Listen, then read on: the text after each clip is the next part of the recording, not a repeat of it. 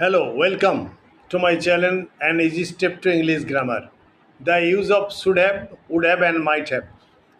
You might have hospitalized the injured man. You might have. I should have studied computer science. Might have and should have almost similar, but might have in the sense of probability and should have in the sense of what I should have done.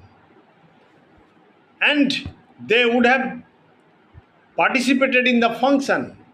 They would have পারতো করতে পারতো কিন্তু করেনি।